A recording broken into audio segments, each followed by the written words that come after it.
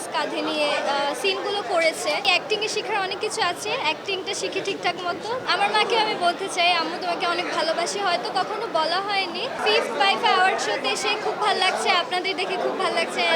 Super excited আজকে কারা কারা অ্যাওয়ার্ড জিততে যাচ্ছে সেটা দেখার জন্য। ব্যস্ত আছি আলহামদুলিল্লাহ, নাটক নিয়ে ব্যস্ত আছি, পাশাপাশি টিভিসি ওবিসিস করছি, বিভিন্ন কাজে কল পাচ্ছি, ইনশাল্লাহ সামনে ভালো কিছু কাজ আসছে। আমাদের গল্প নাটক নিয়ে যদি বলতে চাই, বলা কখনোই শেষ হবে না। এটা খুবই জনপ্রিয় একটা সিরিজ, আপনারা সবাই জানেন।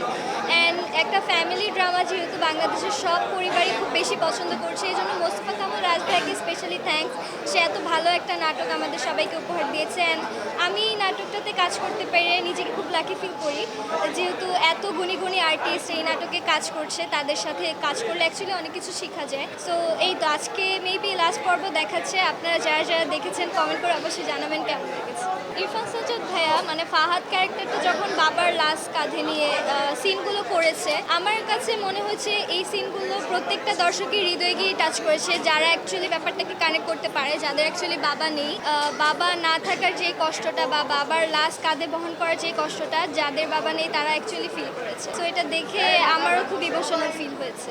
মা দিবসের সব মায়েদের অনেক বেশি শুভেচ্ছা। আমার মাকে আমি বলতে চাই, আম্মু তোমাকে অনেক ভালোবাসি, হয়তো কখনো বলা হয়নি, বাট আমরা সবাই সবার মা বাবা সবাইকে অনেক বেশি রেসপেক্ট করব, তাদেরকে টাইম দেওয়ার চেষ্টা করব। অ্যাকচুয়ালি মা বাবা যখন থাকে আমরা হয়তো তাদের টাইম দিতে পারি না ঠিক মতো, বা আমরা ভাবি যে পরে মা বাবার সাথে সময় দেওয়া যাবে, বা মা বাবা যতদিন বেঁচে আছে ততদিন আমার মনে হয় মা বাবার সাথে অনেক অনেক বেশি মেমোরিজ তৈরি করা উচিত আমাদের, যেন তারা যে সময়টা না থাকে আমরা এই মেমোরিজগুলো নিয়েই বাঁচতে পারি। অ্যাকচুয়ালি সলো হিরোইন হিসেবে এখনও করার প্ল্যান নেই, অ্যাক্টিংয়ে শেখার অনেক কিছু আছে, অ্যাক্টিংটা শিখি ঠিকঠাক মতো, তারপর সলো দেবো। Thank you.